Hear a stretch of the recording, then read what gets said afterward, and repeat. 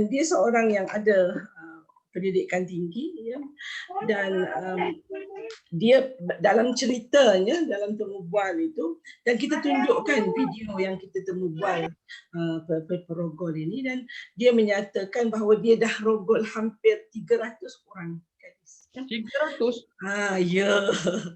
Dan yang ke-300 baru dia kena tangkap. Itu maknanya mangsa tak buat laporan polis. Mangsa rasa malu. Jadi bila kita tanya macam mana boleh jadi begitu, dia kata sangat senang dapat mangsa. Zaman tu ialah zaman kita banyak mall, shopping mall, dan dia akan pergi ke shopping mall, dia akan kita panggil apa, saya tak tahu perkataan zaman ni lah. Kalau dulu dia pergi ngorat lah, dia pergi borak cuba. Try lah, orang kata Prof, try lah sekarang. Pergi say hello, hi. Kemudiannya tanya. Kadang-kadang kita ni juga yang kadang-kadang berkenalan sampai tahu nama sebenar.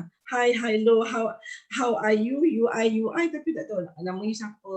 Kadang dia kata dia tak pernah bagi nama sebenar. Tetapi dia ni seorang yang nampaknya very kreatif lah bagi saya, ya.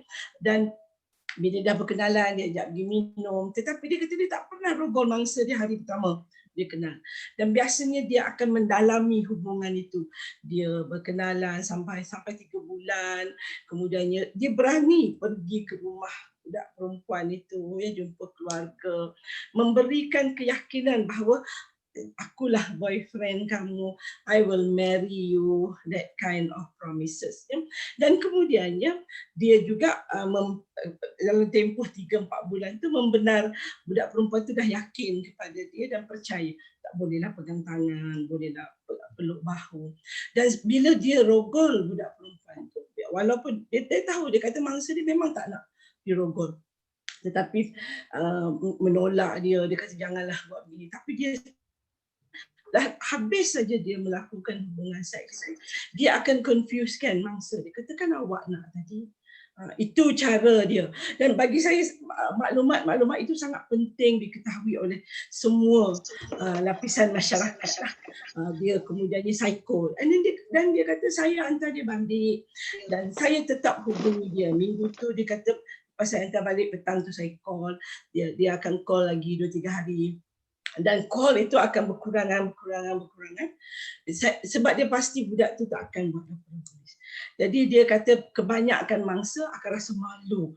Dia rasa confused. Dia kata betul ke aku ke yang initiate all this. Itu yang dia psycho kan, supaya mangsa tidak membuat laporan polis. Dan dia akhirnya dia ditangkap dan dihadapkan ke mahkamah dan dikenakan hukuman penjara. Dan sebab itu bagi saya jadi patut dikenakan penjara 300 tahun lah kalau ada 300 budak perempuan yang sudah dia rosakkan. Tetapi isunya ialah kita suatu masa dulu saya dengan pihak polis selalu buat kempen. Kalau di kampus UKM dan banyak-banyak kampus, kita pun cakap jangan jual maruah pada sepinggan mi. Tetapi budak laki-laki yang menjadi perogol ni, perpetrator ni, dia tak buat pada hari pertama berkenalan. Dan itu saya rasa perlu dipahami oleh kebanyakan wanita, ya, pada anak gadis. Jadi bila dah letak kepercayaan dan bila berlaku sesuatu, kalaunya memang secara persetujuan, itu bukannya rogol, tetapi kalau dengan tanpa persetujuan, maka dia sepatutnya sebaik saja perkara itu berlaku membuat laporan polis. Itu perkara bagi saya satu perkara yang semua orang perlu ingat. Satu lagi, kalau dia dirogol oleh memang orang yang tidak dikenali. Misalnya ada satu kes yang saya pergi ke penjara wanita Kajang, boleh katakan setiap bulan. Tetapi masa COVID ni tak dapatlah pergi. Saya dah pergi ke penjara Kajang sejak tahun 2000, ya, membuat program di sana dan sebagainya. Jadi masa saya dalam satu lawatan ni, biasanya dia ada sesi, kadang-kadang buat tazkirah saja, kadang-kadang temu bual membuat sesi kaunseling 10 orang, 15 orang dalam masa yang pendek, maknanya 10 minit atau 15 minit seorang. Jadi budak perempuan ni masa saya jumpa dia berumur 17 tahun, 17-16 gitu. Dan dia bawa anak dia, anak yang berumur 1.5 tahun. Saya pun tanya kenapa di sini, dia kata sebab dia hamil. Ya. dia hamil luar nikah. Jadi bila saya kata oh okey, maknanya dia dijatuhkan hukuman oleh Mahkamah Syariah lah kerana melahirkan anak tanpa bapa. Jadi bila saya tanya, saya kata kamu buat hubungan seksual dengan boyfriend ke? Dia kata tak, dia kata. Dan dia sebenarnya daripada cerita dia masa itu dia bapa dia bekerja sebagai seorang jaga gitu. Jadi dia naik dia selalu hantar bapa dia bekerja. Pukul 10 begitu pergi hantar bapa dan dia akan balik bawa motor balik ke rumah. Dan dalam perjalanan itu ada kayu tengah jalan, ada orang letak kayu lah, dia berhenti. Dia angkat kayu tu, dia kata, dan kemudiannya dia ada orang datang daripada belakang. Dan berlakulah perbuatan rogol itu. Tetapi dia lepas perkara tu berlaku, dia naik motor balik rumah, mandi dan tidur. Dan itu yang bagi dia, dan kalau boleh dia nak lupakan perkara itu. Dan masa dia cerita pada saya tu, walaupun anak dia dah umur 1.5 tahun, dia menggigil ya, dia dalam, dan saya, mungkin dia nak cuba, dia tak nak ingat, tetapi bila saya mencungkilnya, dia mungkin terpaksa nak ingat apa yang berlaku. Dan dari segi itu dia kemudiannya dia kata kemudiannya siapa yang tahu dia mengandung, guru sekolah nampak dia berlainan sedikit, dan kemudiannya guru panggil dia, dan kemudiannya panggil ayahnya, dia kata bawa dia buat pemeriksaan dan dia didapati hamil ya. Dan ayah dia kata ayah saya rotan saya, sebab dia kata ayah saya tanya saya buat jahat dengan siapa. Saya rasa masa dia rogol tu dia dalam 14 nak ke 15 tahun. Dan dia sendiri pun tak tahu, tidak berapa mungkin dari segi psikologinya cuba mahu melupakan. It was just a bad dream. Tetapi akhirnya dia hamil, dan kemudiannya bila dia habis mengandung dan dia bersalin, itulah juga dia dilaporkan oleh pegawai kebajikan hospital bahawa dia melahirkan anak tanpa suami, maka dia pun dihadapkan ke Mahkamah Syariah. Dan dia sebenarnya dihukum denda RM1,000 ya, RM2,000. Tetapi kerana dia kata duit tak ada nak bayar, maka dia terpaksa menjalani hukuman penjara 18 bulan. Jadi bagi saya macam mana dia nak buktikan, dan saya membuat inquiry lah selepas tu. Tapi psikologinya ialah itu berlaku kepada orang yang dia tak tahu siapa. Mana ada orang merogol tengah-tengah jalan bagi tahu semua orang I'm raping someone. Jadi bagi dia sangat muda dan dia sangat terkejut.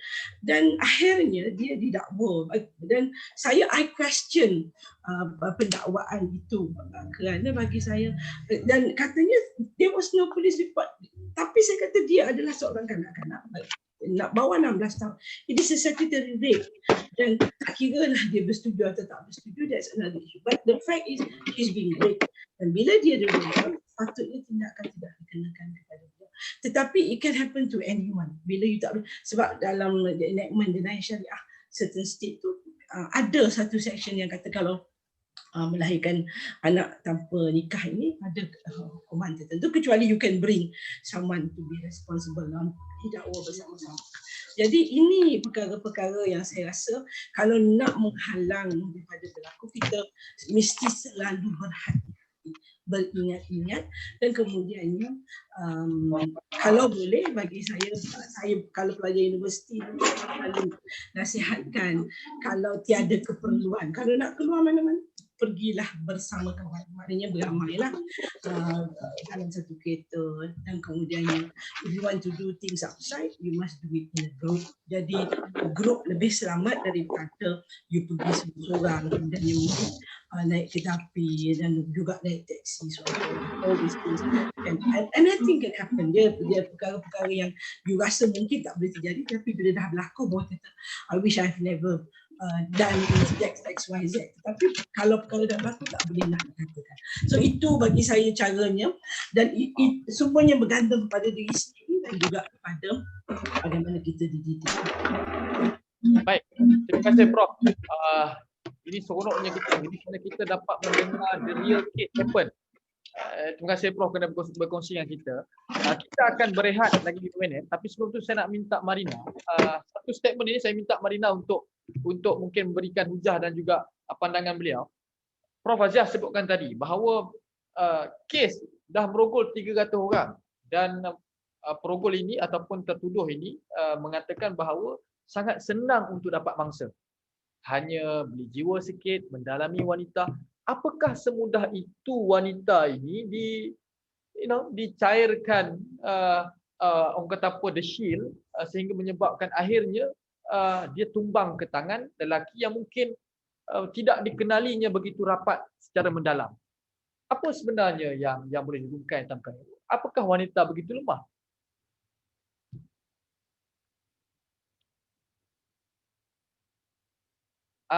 Kita unmute. Okey.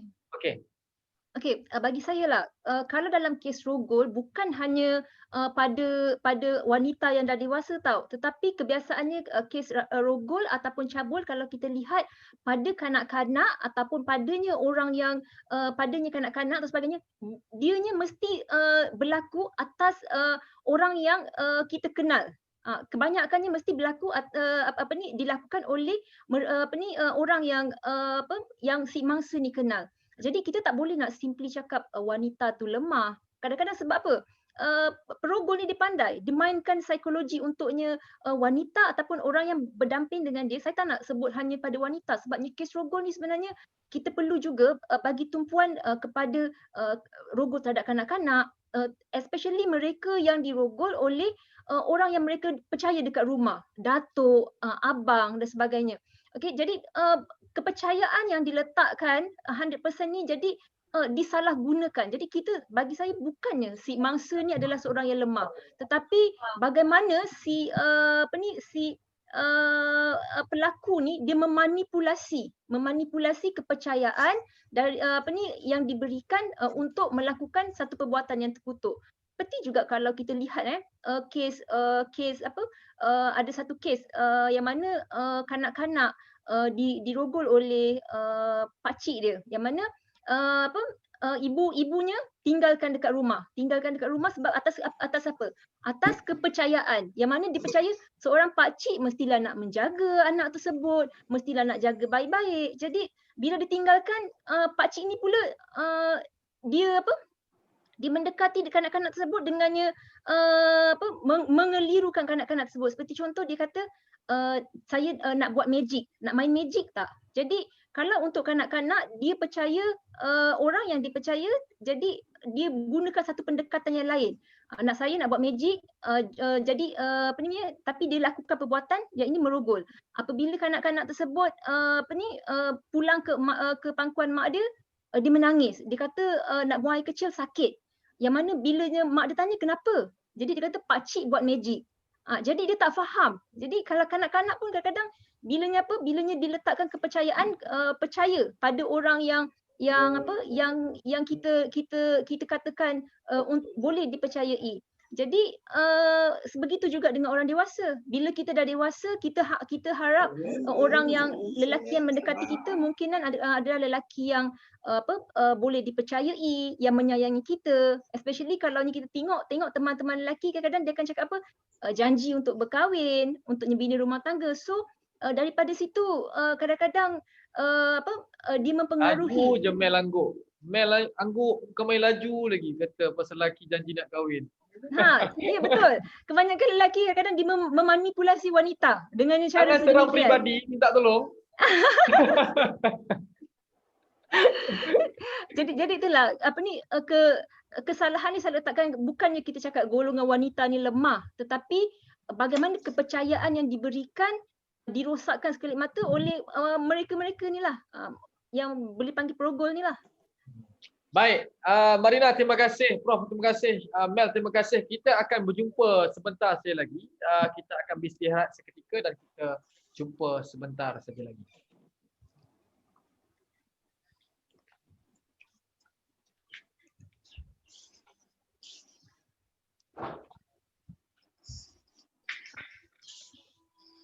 As a sexual assault survivor by someone in the entertainment industry, as a woman who is still not brave enough to say his name, as a woman who lives with chronic pain, as a woman who is conditioned at a very young age to listen to what men told me to do,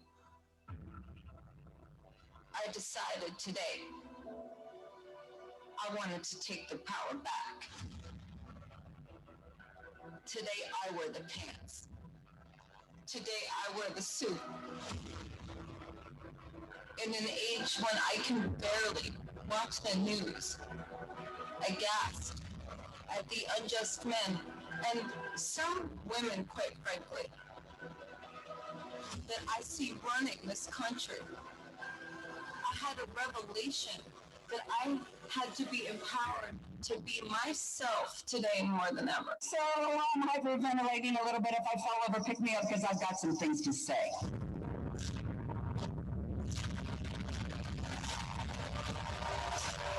For too long, women have not been heard or believed. You told the world that time's up on violence. 1 out of every 5 women will be sexually assaulted and raped before she reaches the age of 18. It's 2018 and I've realized that nobody is safe long as she is alive. And every friend that I know has a story like mine. I am here because I believe it is my civic duty to tell you what happened to me, Robert Kavanaugh, when I was in high school.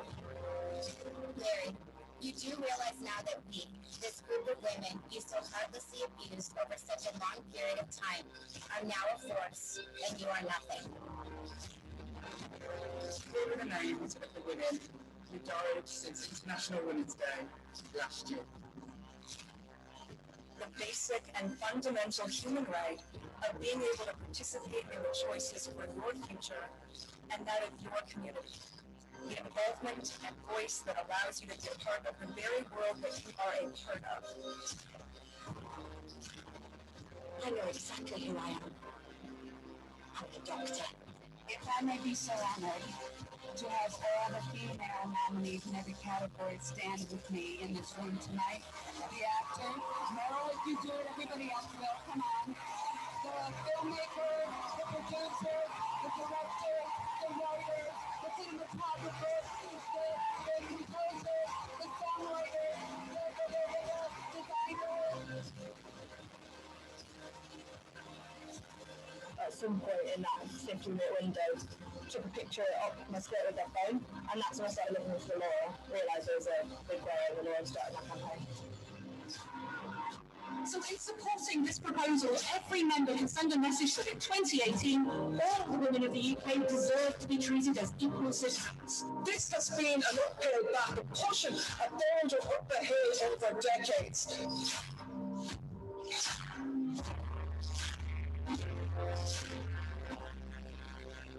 Jessica, I heard that the House, which historian confirms you have now set the record for the longest continuous speech in the House since at least 1909.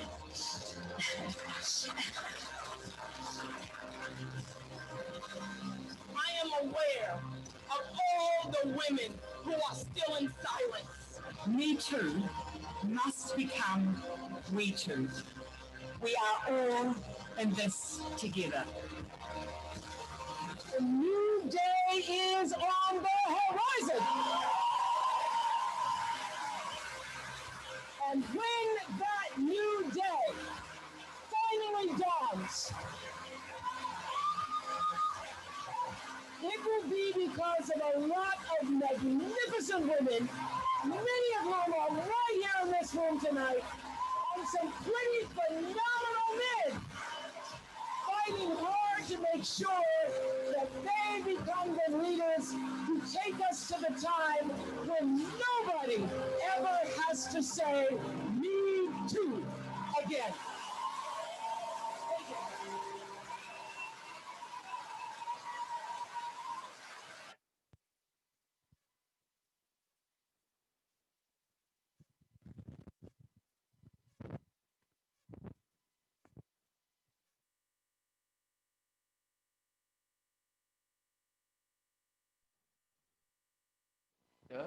Itu adalah petikan iklan yang saya dan tim nak tunjukkan kepada anda semua, kerana topik selepas ini adalah kita nak berkisar ke arah itu.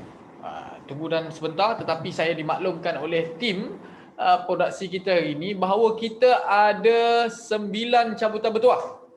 Kita ada 9 cabutan bertuah yang kita nak minta panel kita, ketiga-tiga panel kita untuk cabut cabutan bertuah ni, siapa yang bertuah akan terima produk daripada Adaptive Spicy Salted Egg Cornflakes. Terima kasih kerana sudi orang kata apa, meninggalkan barang anda untuk sebagai inilah kudap-kudapan buah tangan kepada anda semua di rumah. Tak buka lagi. Kalau ikutkan hati saya dah buka dah tadi. Tapi memandangkan bukan saya yang cabut, panel kena cabut. Jadi saya nak tengok muka panel dan muka panel tak keluar. Boleh pinkan? Terima kasih technical team kena pinkan. Baik, saya nak mula dengan Prof dulu, Prof. Hari ini tak boleh kata ladies first sebab ketiga-tiga panel saya adalah perempuan. Prof boleh tak daripada nombor 1 hingga 300, Prof pilih satu number yang bermain di minda. 1 sampai 300, pejam mata terus keluar. Jangan beli nombor korang semua. Dengan 9. Okey, 235. 235. 1, catat 235. 235. Prof yang kedua dari pendaftaran 200 ke 200 sorry tak naklah 200, tadi dah 235. Dari 100 ke 200. Saya juga lagi. Prof lagi. Tiga orang. 111. 111. Nombor plate kereta ke, Prof?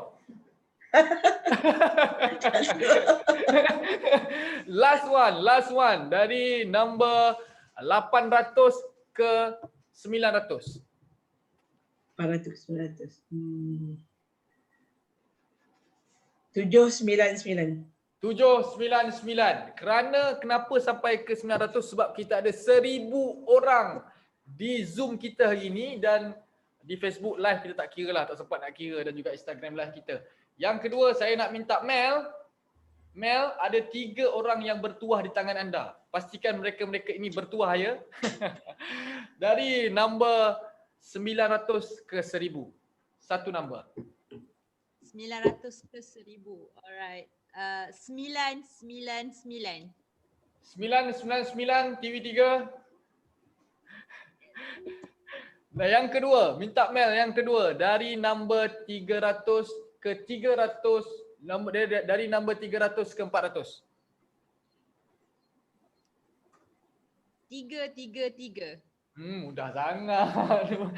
Prof 111, awak 333. Senang, nombor dia senang. Last number. Last number 700 to 800. 700. 700. Okay, 700. Baik. Buat Marina, anda juga ada 3 orang yang bertuah. Sama ada dia lelaki ataupun perempuan, ia bergantung kepada tuah yang dibawa. Baik. Dari number 1 sampai 100. Tak dengar. Tolong unmute kan? 88. 88. Memang ong. 88. Yang kedua dari number 500 ke 600. 588. 588. Memang. Datang nombor telefon ni pun 88. Okay, last one. Dari 250 ke 300. 250 ke 288. 288. Maksudnya kepada anda semua, kalau nak mengurat Cik Marina kita, tolonglah. Jadikan apa juga, tarikh kahwin ke, birthday ke, apa semua 8.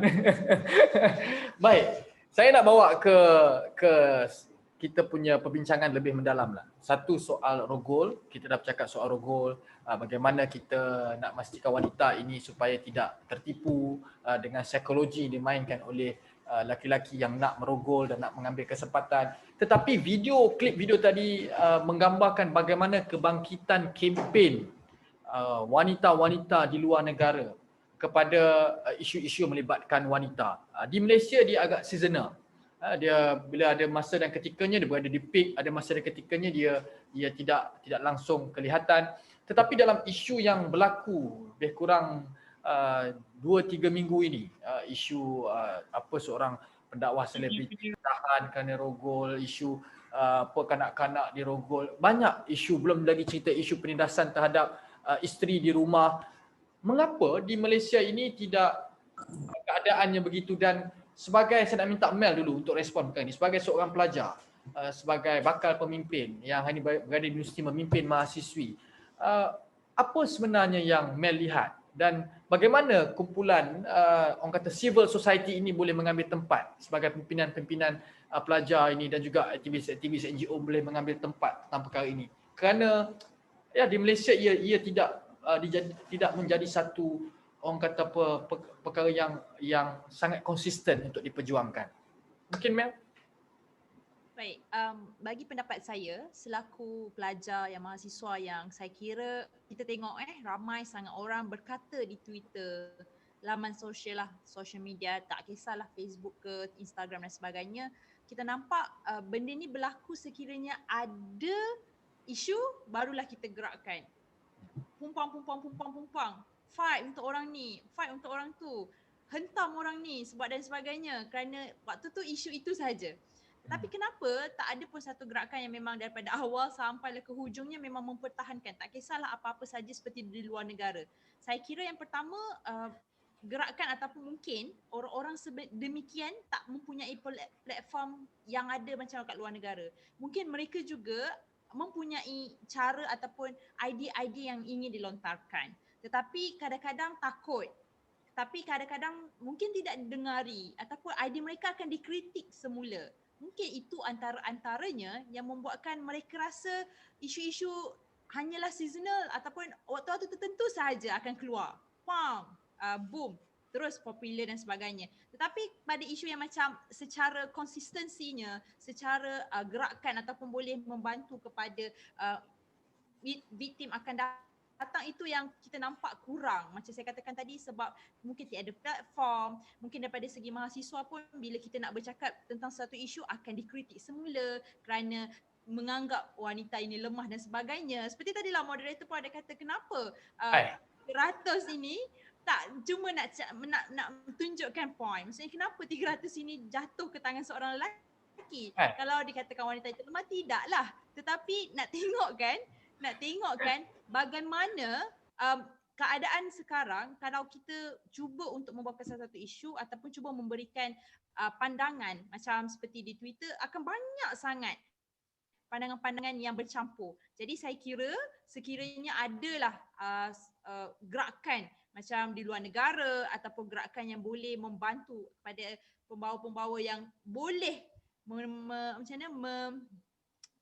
menjaga ataupun memberikan yang terbaik untuk macam nak cakap ayat dia, menjaga kebajikan orang-orang yang sebagai victim ini, itu yang lebih baik. Sekiranya kita sendiri, orang-orang atasan, orang yang sekeliling mendengar suara mereka. Sebab kalaulah mereka bercakap sahaja tetapi tiada tindakan, itu juga akan memberikan kepada keluhan kepada mereka hanya sekadar bercakap tapi tiada pun yang menyahut suara mereka. So saya kira mungkin kita di fasa masih lagi yang macam di luar negara ada satu gerakan yang betul besar-besar untuk memperolehi hak wanita ini seperti ini, hak wanita ini seperti ini. Tapi macam di Malaysia kurang kerana kita juga bila cakap sikit je terus kenapa nak kena macam ni, kenapa nak kena macam ni. So saya kira kerana itulah yang menyebabkan keadaan di Malaysia tak havoc seperti di luar negara. Itu antara pandangan saya. Baik, terima kasih Mel. Dan kita nak ucapkan selamat datang kepada Kak Dira saya. Kak, di dalam kereta ditemani bumbung langit, nampak kepenatan. Baru saja selesai mesyuarat penting hari ini. Saya dipahamkan mesyuarat yang sangat penting. Dalam kereta ke kat bonet? Dalam kereta kan? Dalam kereta. Kak Dira? Tak dengar. Boleh buka mic, buka mic.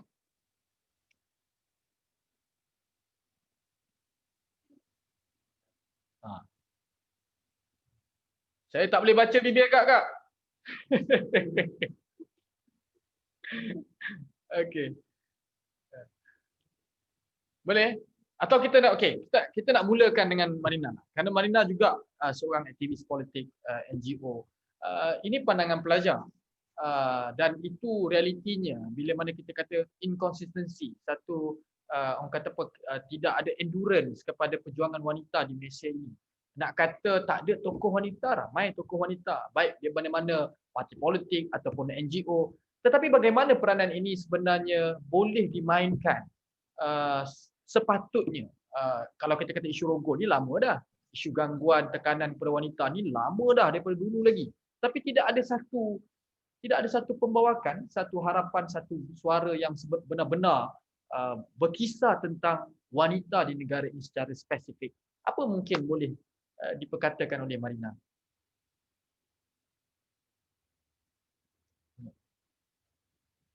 Okay, terima kasih Farhan. Okay, saya nak sentuh sikit lah. Okay, sebenarnya tak ada kesedaran. Okay, sebenarnya first kali adalah tiada kesedaran. Yang mana sebenarnya saya ambil sedikit contoh lah. Bagaimana saya masuk ke dalam politik, kemudian masuk set up NGO dan membantu orang di luar.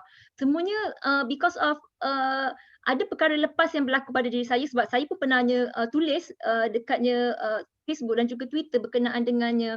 Saya sendiri sebenarnya pernah dicabul sebenarnya dekat dalam bas. Okey, saya ada beberapa kisah lampau saya. So satu hari tu saya tanya diri saya, apa yang saya boleh buat, apa yang saya boleh lakukan untuk masyarakat dekat luar. Dan penekanan yang saya nak tekankan ni bukan hanya untuk kes rogol, tetapi untuk masalah-masalah yang lain. Bagaimana kita nak jadi aktivis, bagaimana kita nak membangkitkan sesuatu perkara supaya ramai peka dengar dengannya suara wanita, suara lelaki ke, lelaki pun ada kena-dera kan. Jadi tak kisahlah suara apa-apa yang kita nak bangkitkan, bagaimana kita nak menjadi aktivis untuk membangkitkan suatu perkara. Pertama sekali kita kena ada kesedaran. Okey, kadang-kadang orang kita ni Farhan, dia suka letakkan tak payahlah buat apa aku nak sibuk-sibuk, nanti orang lain nanti boleh buat lah. Aku ni cuma ambil tahu sikit-sikit je dah lah, nanti biar ada banyak lagi grup NGO kat luar, dia boleh buat. Jadi bila kita meletakkan satu perkara macam tu, kita sendiri tak nak bergerak. Lagi satu adanya sebabnya adalah macam kes rogol, kes cabul. Sebab apa? Sebab persepsi kita. Kita malu nak ambil tahu. Malu nak bercakap isu rogol, isu cabul. Okay, sebagai contohlah, apabila saya sebenarnya menulis juga buklet berkenaan dengan hentikan penderaan seksual kanak-kanak, yang mana buklet ni saya edarkan secara percuma dekat 7-Eleven, dekat kedai-kedai runcit. Jadi secara percuma untuk kita nak educate orang, peka akan penderaan seksual ni, terutamanya dekatnya dalam kalangan keluarga. Tetapi apabila saya buat satu program yang saya boleh lihat adalah kebanyakan ibu bapa kita tak nak ambil tahu. Sebab apa? Malu untuk bercakap soal rogol, malu untuk bercakap soal cabul. Ni masalah kita punya masyarakat ni. Society kita. Bila kita cakap soal malu, macam mana kita nak perjuangkan hak-hak lain? Macam mana kita nak kembangkan satu isu ni untuk ambil perhatian? Kalau kita nak start untuknya memberi kesedaran, kita jangan tunggu NGO lain datang ke orang kita nak masuk NGO ke, tapi kita tanya pada diri kita sendiri. Apa yang aku mampu buat untuk masyarakat? Contohnya student dekatnya you kan, contohnya ada kes rogol, kita tahu ada kes sekarang macam banyak student terpedaya dengannya boyfriend dekat luar. Okey, kita walaupun kita tak pernah alaminya tapi sebagai kita sebagai wanita, kita tanya diri kita, rasa-rasanya apa yang aku boleh buat untuk bantu kawan aku yang dekat luar lain. Jadi bila kita dah ada rasa kesedaran tu, why not kita approach kawan lain? Apa kata kita buat satu gerakan, kita nak membantu. Mungkin membantu ni bukannya daripada segi keuangan dan sebagainya, mungkin daripada segi kaunseling, kita boleh bawa daripada segi moral, kita boleh jadi rakan bercerita, kita boleh jadi rakan untuk tunjukkan dia jika ada satu masalah ni, ke mana arah yang kita harus pergi. Daripada situlah sebenarnya gerakan ni akan menjadi besar dan juga lebih besar lagi. Semuanya bermula daripada kesedaran sebenarnya. Baik, terima kasih Marina. Saya tengok Kak Dira dah bersedia. Terima kasih kerana dapat juga berluangkan masa bersama kita hari ini, Kak Dira. Dan tadi boleh saya cerita sikit perkembangan forum kita ini, kita sudah menyentuh dari sudut undangan berkenaan kisah rogol ini. Dan dalam masa yang sama, hari ini bersama kita mahasiswa-mahasiswi seramai 1,000 orang dalam Zoom meeting kita ini. dan live Facebook di Malaya Voice dan juga Malaysia Youth Activist, satu kumpulan mahasiswa yang ramai dan mereka sangat meneliti kita punya forum hari ni kerana yalah isu masih lagi hangat dan sebagainya. Kak Dira, dari tadi kita juga bercakap soal support society, soal movement, soal kesedaran, soal kempen yang mungkin tidak begitu kuat dan sampai kepada mereka di luar sana, masyarakat secara keseluruhannya, yang akhirnya menyebabkan mereka, sebab itulah berlakunya kes 300 orang itu, ya Prof, dan mereka rasa takut nak keluar, takut nak mengadu sebagai aktivis politik dan NGO. Begitu juga Marina. Bagaimana Kak melihat perkara ini dan peranan bukan sahaja aktivis ataupun NGO tetapi masyarakat secara keseluruhannya? Baik, pertama sekali saya minta maaf lah sebab terlambat sikit. I hope I don't miss that much, but thank you very much to TikTok kerana sekali lagi memberi saya peluang untuk bersama dengan semua mahasiswa melalui platform secara maya ini, and of course to other panels, sekali lagi saya minta maaf kerana saya tidak dapat elak daripada menghadiri satu mesyuarat penting tadi. I came very last minute after I agreed to join this, but yes, here I am. And a very interesting topic actually, dan secara jujurnya saya juga ini berkongsi bahawa topik rogol ataupun sexual harassment ini bukanlah pertama kali. Kita dah banyak kali bincang bertahun-tahun, mungkin dah berpuluh tahun sebenarnya, daripada adanya kesedaran daripada kelompok yang kecil untuk membawa kepada kelompok yang lebih besar. Dan saya sendiri pun secara peribadi telah pun juga membincangkan tajuk ini bersama dengan rakan saya, dan salah seorang pada panel saya nak beritahu adalah profesor sendiri. Senyum-senyum tadi. I was the moderator. Now we both are panel for this. So ketika itu saya membawa tajuk mangsa serakah ataupun pemangsa yang menyerah. Jadi pemangsa serakah, mangsa menyerah, something. So meaning that it is salah siapa? Adakah salah yang merogol ataupun yang dirogol? Kerana ketika itu kita membincangkan tentang cara bagaimana peradaban wanita itu berpakaian dan sebagainya. Adakah ianya menjadi penyumbang kepada akibat dan kesan pada rogol itu?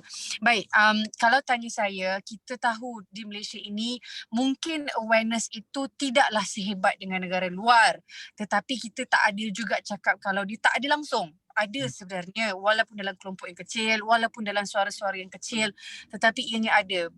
Dan of course macam malam ini sendiri merupakan satu inisiatif yang sangat baik kerana kita juga, ini juga adalah platform untuk create the awareness, untuk menciptakan awareness itu supaya masyarakat lebih fasih dan lebih mahir tentang subjek matter ini.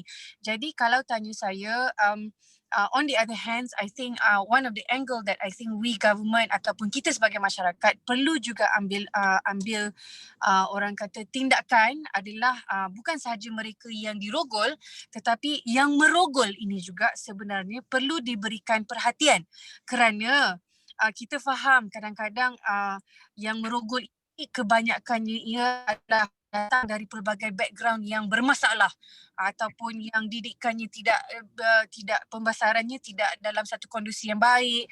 Sebab kalau orang yang dididik dengan keluarga yang baik, pendidikan yang bagus, insya-Allah tendensi untuk jadi perogol itu mungkin rendah kalau nak dibandingkan dengan mereka yang bermasalah, dengan masalah dadahnya, dengan masalah keluarganya, dengan masalah keuangannya, khususnya faktor mungkin pengambilan dadah, maksudnya third party punya influence dalam minda mereka, dan juga of course hobi-hobi yang dimulakan dengan seperti menonton pornografi itu juga menjadi salah satu faktor kenapa dia triggered the idea of nak rogol orang. Dan juga ada orang psychologically-nya adalah sangat, dia are very unstable. Jadi kalau tanya saya, one of the angle that we should actually think about is actually on how to cope, because kita selama ini kita banyak mengambil tindakan untuk mengubati, tetapi sebenarnya kalau kita dapat elakkan daripada awal, the cause of the issue adalah perogol itu kita tak dapat nak detect, sebab kadang-kadang dia bermula dengan sexual harassment saja, iaitu gangguan seksual, mungkin di tempat kerja, mungkin macam tadi Marina sendiri berpengalaman di dalam bas, di mana-mana di tempat public pun kadang berjadi. Dia bermula dengan sexual harassment, macam dia raba je punggung perempuan tu, dia lalu je, dia gesek je, Sambil-sambil lalu Katuk dalam kepala dia kak. Katuk kepala dia. sebenarnya ini dia punya permulaan lah, trigger sehingga ke dia boleh mampu dan berdaya untuk merogol sama ada orang besar ataupun lah yang paling lebih menunjukkan di pandang-pandang masyarakat kita yang normal ini adalah kanak-kanak pun dia boleh rogol. Jadi kalau tanya saya, I think we should also consider to prepare few things ataupun beberapa perkara untuk mengelak daripada awal masalah rogol ini, iaitu kita kena faham, bukanlah kena faham, tapi mungkin perogol-perogol ini yang mempunyai sifat-sifat ini juga perlu diberikan kesedaran bahawa andai mereka ada masalah itu, maknanya dia tak boleh nak handle nafsu dia tengok perempuan tu, tengok sikit dia terangkat dia peha pun dah rasa nak macam tu. Jadi perlu mereka sendiri juga perlu diberikan pendedahan bahawa tidak mempunyai masalah untuk tampil dan diberikan bantuan daripada segi psikologinya, daripada segi orang kata kepribadiannya, akhlaknya. Kalau kita orang Islam ini perlu dididik balik, mungkin perlu didikan agama itu perlu, dan bukan kita Islam je, semua agama sebenarnya melarang rogol ni, bukan kita Islam sahaja.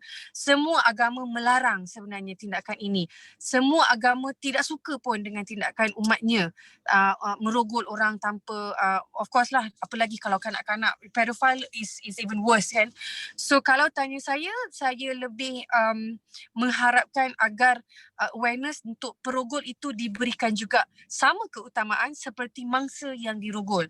Kerana kalau kita dapat curb the issue from the very beginning itself, insya-Allah yang lain-lain tu kita boleh teruskan, jangan berhenti. Maksudnya untuk yang perogol itu, untuk yang dirogol, mangsa itu perlu diteruskan dan dikembangkan lagi. Tetapi yang awal ini satu area ni macam dia vacuum, tak ada siapa yang berani sentuh. So bantuan psikologi untuk orang yang merogol, didikan agama, orang kata perlu dibetulkan balik. Mungkin mereka ada masalah dadah dan sebagainya. Jadi kita kena tahu dan kesan juga, kerana kalau kita tahu secara generalnya yang merogol ni banyaknya orang lelaki, yang dirogol itu kebanyakan orang perempuan. I'm not saying you, Pak. Dalam undang-undang tak ada lelaki merogol. Tidak, Prof, saya nak buat report boleh? Tak ada. Actually, ada sexual harassment is meant for everybody. Maksudnya that akta bermaksud untuk gender lah, tidak hanya termaktub pada perempuan sahaja. Perlindungan itu tidak hanya termaktub pada perempuan sahaja, orang lelaki pun boleh dilindungi lah. Jadi tapi kalau dalam masa sama kita tahu peranan orang lelaki, macam kita tahu dalam keluarga yang paling nombor satunya adalah tanggungjawab lelaki untuk memastikan keharmonian keluarga, anak-anaknya itu terjaga, isterinya terjaga, emaknya, adik perempuan, kakak perempuannya dalam keluarga itu terjaga. Maka saya rasa peranan orang lelaki juga, walaupun dia bukanlah ada yang bermasalah tu, dah tentu grup masalah yang perlu saya seperti yang saya sebutkan tadi, tetapi grup yang normal, yang merasakan mereka mempunyai keluarga yang sangat bahagia, yang anak-anaknya, perempuannya ataupun kaum wanita dalam keluarganya tidak mempunyai masalah seperti ini, tidak terancam, tidak terdedah dengan ancaman seperti ini, juga perlu memainkan peranan, iaitu perlu diadakan awareness. Meaning that the guys must help other guys, not just the woman. Not just perempuan saja perlu buat benda-benda ni. Sebenarnya kalau ada panel lelaki lagi juga, macam hari tu saya panggil panel lelaki, that what actually yang diorang boleh buat, apakah contribution diorang juga, dia punya peranan, that they have to realise that maybe their guys friends, kawan lelaki dia sebelah dia dalam office dia ke ataupun kawan baik dia ada masalah itu sebenarnya, and they must come forward to help at the same time. So saya rasa ini bukan hanya a fight for women from woman to woman only, but it is a fight and a cause to be fight by everybody sebenarnya. So semua orang memainkan peranan, kerana wujudnya perempuan tidak ada kalau tak ada lelaki, lelaki pun sama juga. So we need each other. So I think we both can play a bigger role, and kita semua kena berbesar jiwanya untuk orang kata terima bahawa ini adalah salah satu, rogol ini bukan lagi sekadar penyakit. Perempuan saja. dia bukan hanya penyakit biasa-biasa saja. Dia adalah psychologically mental illness juga. So I think I mean Prof maybe terrible with that terms, but I think it involved here. So we should actually be lebih berbesar jiwanya untuk bersama-sama, kerana dia tak boleh hanya bila dah kena rogol baru kita nak datang dan betulkan dan bantu dan apa sebagainya. Tetapi sebelum dia rogol itu, siapakah bakal perogolnya, itu juga kita perlu bantu sebenarnya. Mungkin kita tak tahu sampailah kita dimaklumkan, of course, tetapi the kondisi tempat kerja, maknanya orang lelaki juga ataupun yang ada maksudnya you know that kind of illness itu yang nak rogol orang dan sebagainya, dia suka bila ada force tu, bila dia nak dapatkan sexual desire dia tu, dia ada penyakit yang macam nak dapat tu kena force, baru dia rasa dia puas, baru dia rasa dia hero, baru dia rasa dia lebih lelaki gamaknya. Jadi kena ada peranan yang lebih ni, maksudnya kelilingnya itu, atur cara kehidupan dia kerjanya, kalau perlu kita semua masyarakat perlu ada tempat kerjanya, biarlah kondisinya lebih baik, dilengkapkan dengan mungkin aktiviti rohani dan mungkin ada juga counselingnya yang perlu disediakan every once a month, probably ada counselling session open to everybody, mungkin ada masalah rumah tangga pun nak kongsi dan sebagainya. So I think that will probably help in a way to make sure lebih dibesarkan. Baik Kak, terima kasih. Wah, saya tak nak buang masa lagi. Masuk lambat. Geram tu. Tapi satu benda saya nak maklumkan, walaupun dalam panel kita ni mempunyai pelbagai background yang berbeza, different background, tapi satu common hari ni, iaitu semuanya nampak anti betul dengan moderator. Baik, saya nak buka floor hari ni kepada mahasiswa di luar sana. Siapa yang nak bertanya terus boleh buka anda punya mic, buka anda punya video dan boleh bertanyakan kepada empat-empat panel kita yang ada hari ini. Jangan lepaskan peluang nak menyatukan mereka ini. Satu rahmat untuk kita sempatkan sebagai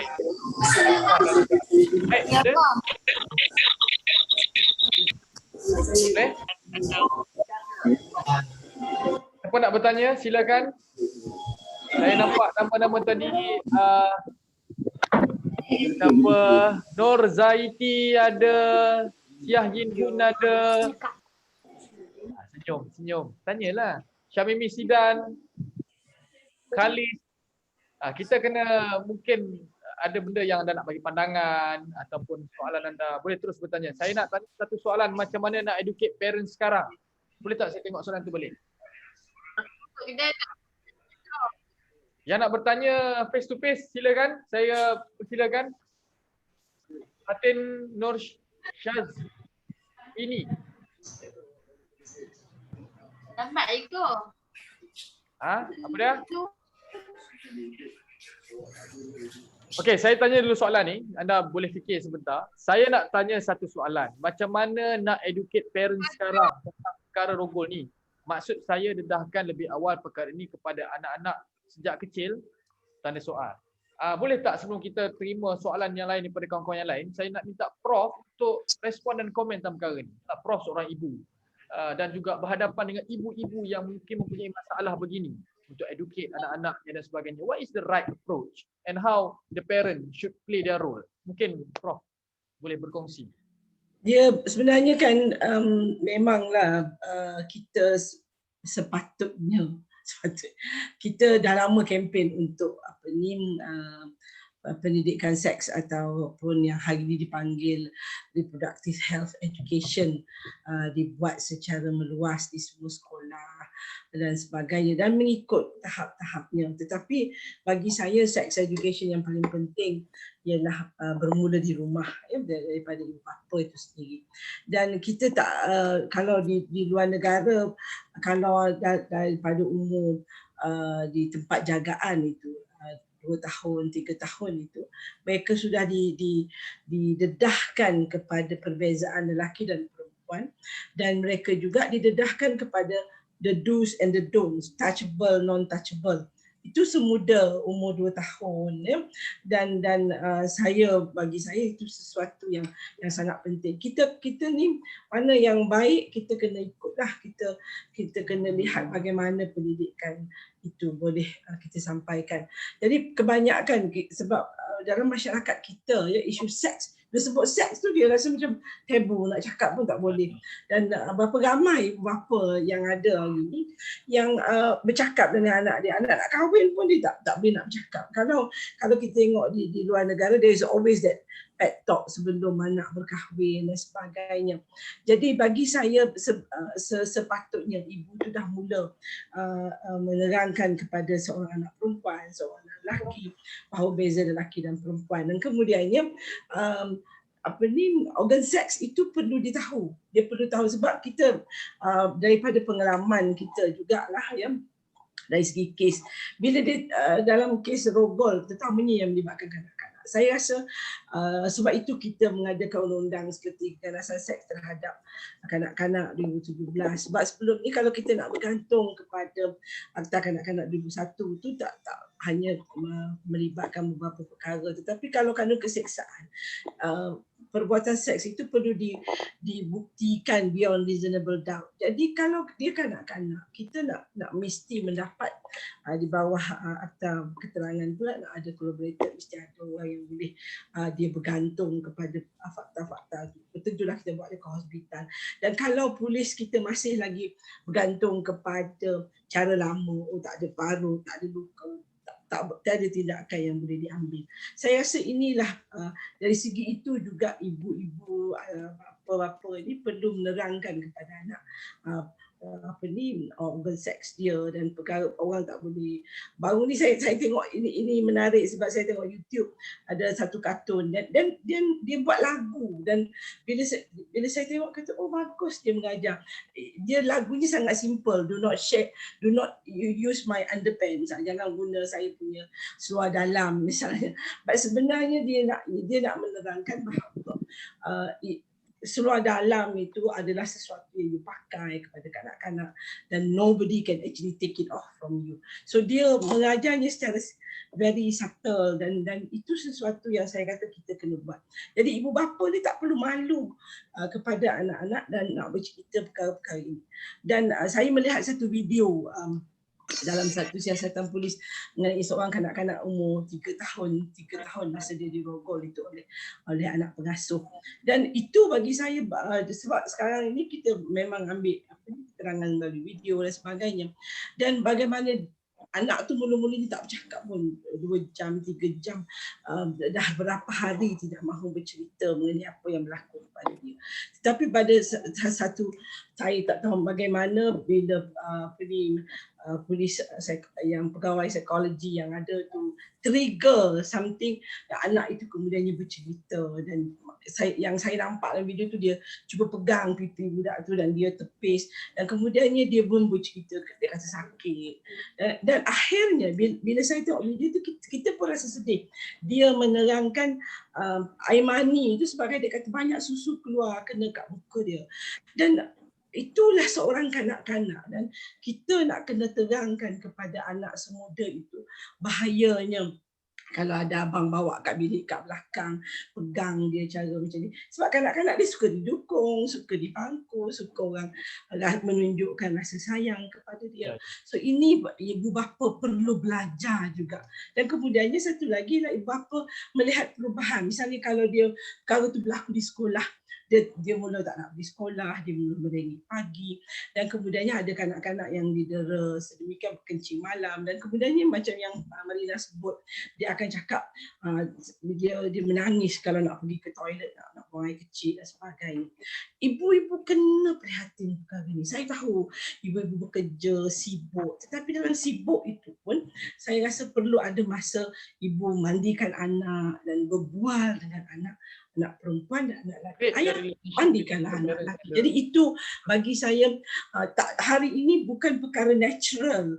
Kalau dulu orang kata alah membesarkan anak ni takkan tak tahu nak besarkan anak. No, I think we must have this parenting skills dan juga skill-skill yang mana kita boleh actually melihat perubahan-perubahan dalam diri anak. Saya selalu agak kadang-kadang rasa macam manalah boleh seorang mak tak tahu anak dia mengandung. Kita ada satu kes di mana dia melahirkan dalam rumah dan sebagainya. Sampai ibu kata dia tak tahu anak tu mengandung. Jadi sibuk macam mana pun seorang ibu, dia mesti ada tugas utama. Dia mesti ada hubungan itu dengan anak-anaknya. Sama juga dengan lelaki. Kita tak nafikan dalam kes rogol ni banyaknya anak perempuan victim. Tapi ada juga anak lelaki-lelaki yang didera secara seksual di sekolah, terutama yang di sekolah rendah. Dan kadang-kadang didera secara seksual oleh bapak saudara, abang sepupu dan sebagainya. Dan dia kadang-kadang tak boleh nak cerita pun apa yang berlaku. Dia rasa malu, dia rasa macam-macam. Dan yang dia rasa macam-macam ni mungkin dia rasa itu kebiasaan, mungkin itu cara abang atau pak saudara nak menunjuk rasa kasih sayang. Yang ini juga, dan kemudiannya sebagai seorang ibu, kita selalu sentiasa rasa cemburu. Bagi saya itu sangat penting, terutamanya kalau monster is at home. Dan rasa cemburu itu ialah tidak membiarkan anak-anak berada dengan seorang lelaki dewasa. Dan saya sangat terganggu bila perkara ini. Sebab itulah mungkin sebab saya Pesuruhjaya Kanak-Kanak ni, saya menerima banyak aduan perkara-perkara seperti ini. Dan bila tidak ada siasatan dibuat ataupun bila polis kata tak ada, no further action, dia sangat mengganggu saya sebab mangsa itu kanak-kanak dia tak boleh bercakap, dia tak boleh bercerita dengan terbaik mungkin. Jadi saya setuju juga dengan Dira bila kata mangsa dan juga even the perpetrator actually both need serious help. Dan bila kita dah tahu kes tu, kalau seorang kanak-kanak dirogol, kanak-kanak tu will have a continuous counselling dan psychiatric help sebab dia perlu diberi bantuan itu. Dan kemudiannya perpetrator itu, yes, kita mungkin hukum dia dimasukkan ke penjara. Tapi dalam penjara tu mesti ada sesuatu yang boleh membantu dia untuk menjadi manusia yang lebih baik bila dia keluar daripada penjara. Baik, saya ada soalan daripada pelajar ni. Saya rasa banyak soalan tadi tu yang berlega. Soalan daripada Kalis, if a girl was raped and later found out that she is pregnant from the cause of the rape, is it better if she abort? Ini satu soalan juga mungkin ahli panel yang mungkin berlaku. Sebenarnya realitinya ada perkara ini berlaku dalam kalangan anak muda, belia, mahasiswa di luar sana. Mungkin saya nak buka, mungkin daripada panel-panel kita nak mungkin mengulas tentang perkara ini. Mungkin Marina, Mel atau Kak Dira nak mengulas dulu perkara ini.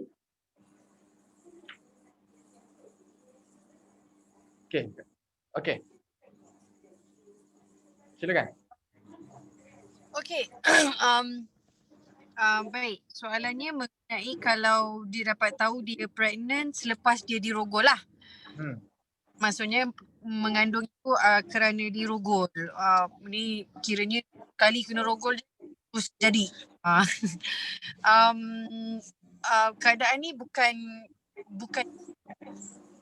rare, dia memang selalu jadi pun. Kadang-kadang kita yang dah kahwin ni, yang susah, orang-orang yang dah kahwin susah dapat anak, kadang terfikir kan macam mana lah dia ni kena rogol ataupun dia baru bercinta ataupun yang mengandung yang wedlock child ni apa semua, jadi je senang je dia mengandung. Tapi lah kita nak kata apa ketentuannya. Dan saya juga pernah atas kapasiti peribadi lah, on any or whatever, but on my personal capacity saya pernah juga lah membantu lah gadis-gadis yang bermasalah ini. So bila dia dah mengandung, dapat tahu pula bila kandungannya itu berusia lebih dari 4 atau 5 bulan. Jadi kalau nak dibuangnya akan kena risiko tinggi kepada maknya, anaknya pun sama juga dan sebagainya. Jadi dia teruskan juga mengandungnya itu. Kalau ditanya sama patut atau tidak,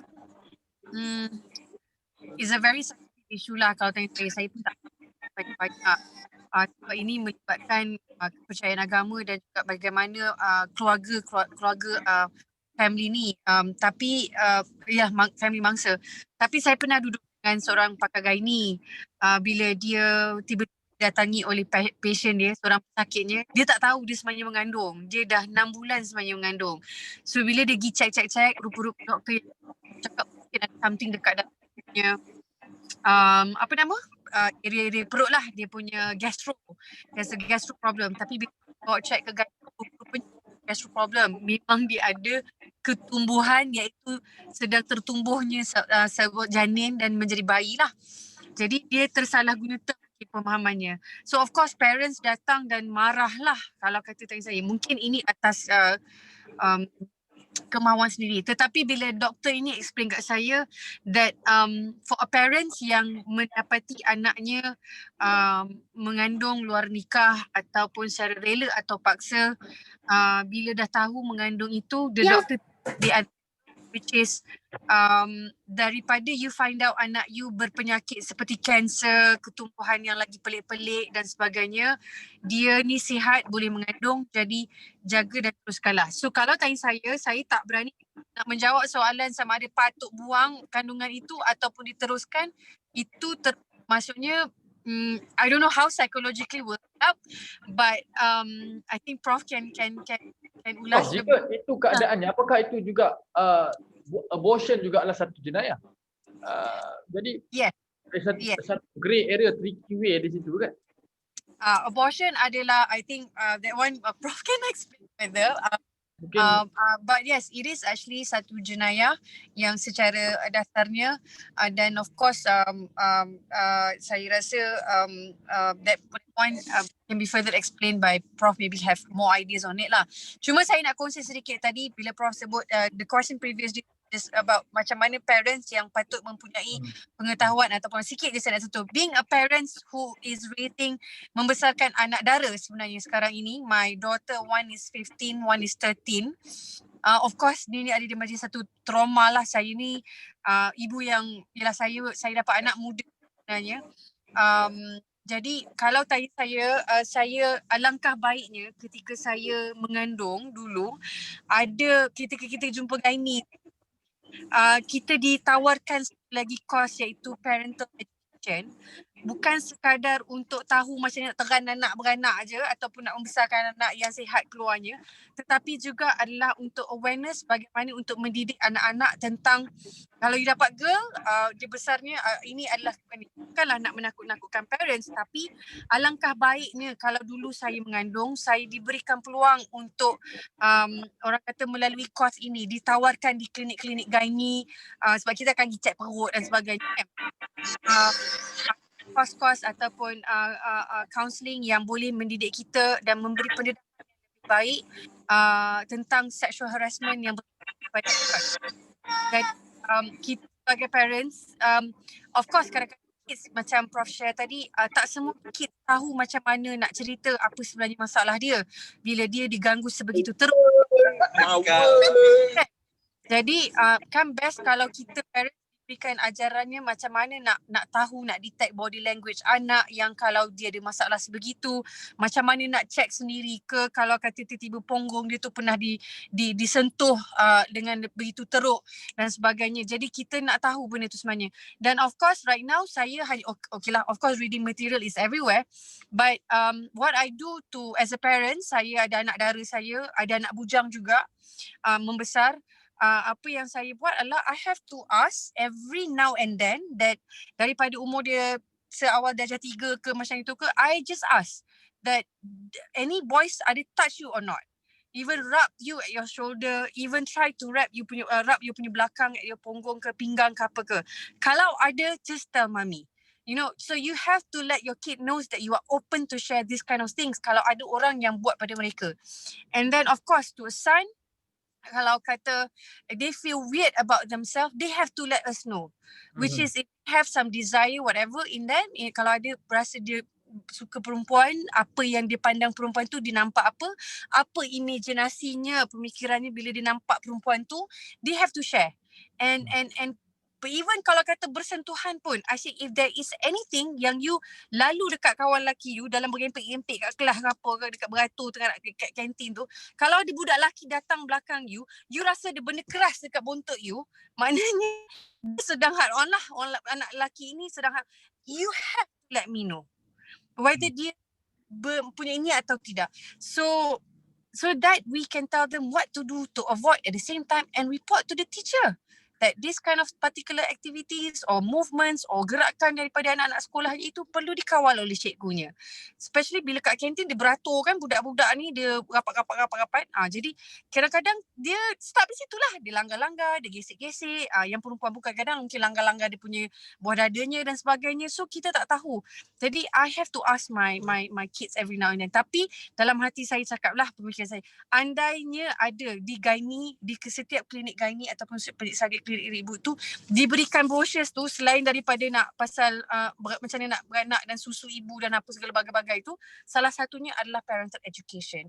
So parents ada peluang untuk mendapat ataupun untuk didedahkan dengan ilmu yang lebih baik. Mungkin ada course je, macam course yang just a normal course where they come, they sit, they talk, they will be shared, dia akan rasa apa semua, and dia akan kongsikan dengan apa saja kemungkinan untuk mengelakkan supaya andai kata berlaku, kita dapat detect awal dulu. Because yelah, especially kids lah, kita risau.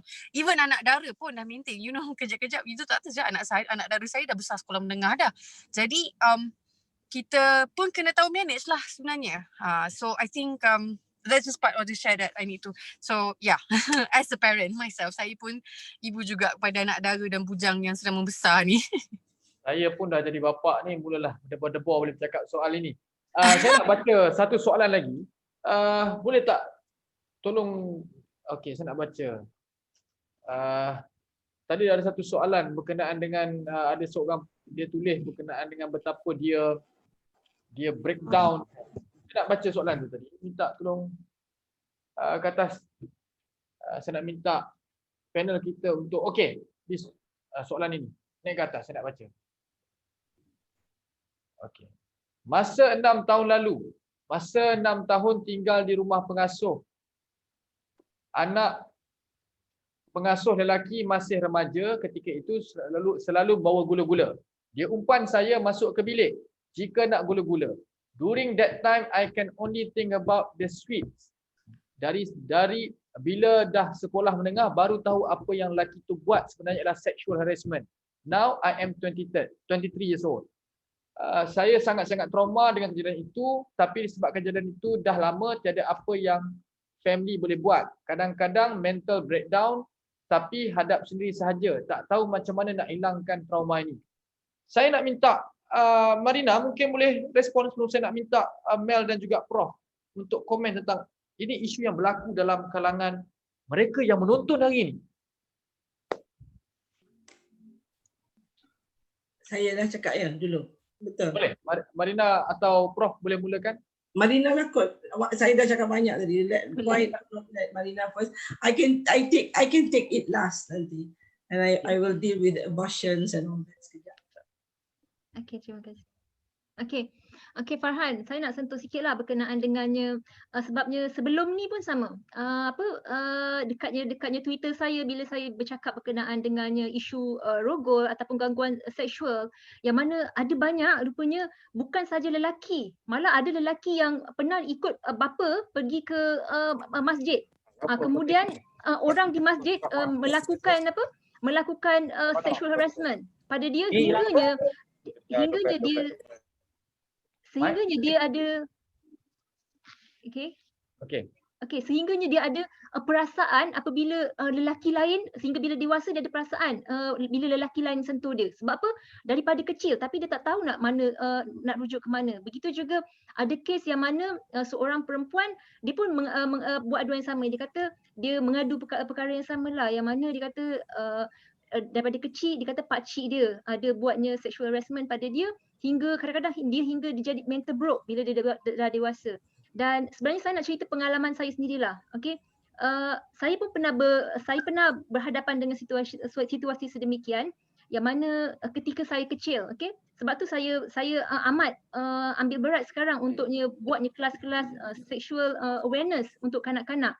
Yang mana saya sendiri pun pernah berhadapan dengannya gangguan seksual oleh orang yang terdekat dalam keluarga saya sehingga boleh dikatakan saya mental breakdown lah. Boleh saya cakap saya macam kita trauma bila ingat until one time tu kawan saya masa dekatnya dia pegang kaki saya waktu saya tidur, saya tendang dia hingga saya tak boleh tahu, saya tak boleh sesiapa saja sentuh kaki saya waktu saya tidur. Dia punya trauma tu hingga saya takut. Kalau orang biasa mungkin dia akan fikir macam kita sengaja nak melebih-lebih walaupun benda tu bukannya berlaku rogol, hanya berlaku pencabulan. Jadi kadang-kadang orang tak faham. Jadi saya ingat lagi kawan saya seorang doktor dekat Island. Dia yang banyak bagi saya kata semangat. Satu benda dia kata, Marina, dia kata hidup kita ni kalau kita asyik ingat perkara lama, umpama macam ada satu rantai yang ikat diri kita tak mampu nak keluar. Tapi kalau kita berani keluar daripada kita berani lepaskan diri kita daripada rantai tersebut, kita akan jadi lebih baik daripada apa yang kita rasa. Yang mana sebenarnya kehidupan saya sebelum ni, saya seorang yang pemalu, saya takut nak ke depan, saya rasa macam saya ni seorang loser. Sebab apa tahu? Sebabnya perkara lama yang buatnya saya teringat. Hingganya saya dekatkan diri saya masuk kelas-kelas, saya belajar berkenaan dengannya, bagaimana saya boleh membantu masyarakat berkenaan dengannya kesedaran untuknya sexual awareness ni.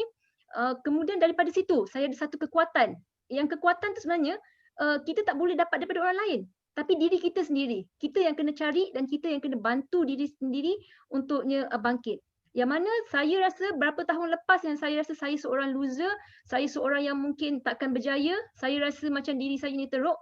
Sebabnya kebanyakan mangsa-mangsa dia akan salahkan pada diri sendiri tau. Dia akan macam rasa diri dia teruk sebagaimana.